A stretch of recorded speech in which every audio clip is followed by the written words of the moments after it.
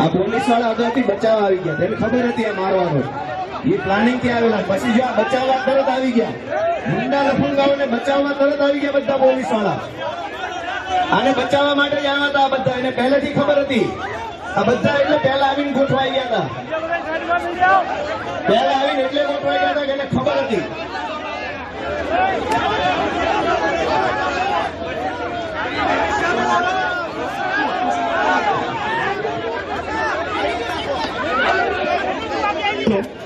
આ પોલીસ વાળા ચારે બાજુ એટલે જ ગોઠવાઈ ગયા હતા, એને ખબર હતી પહેલેથી.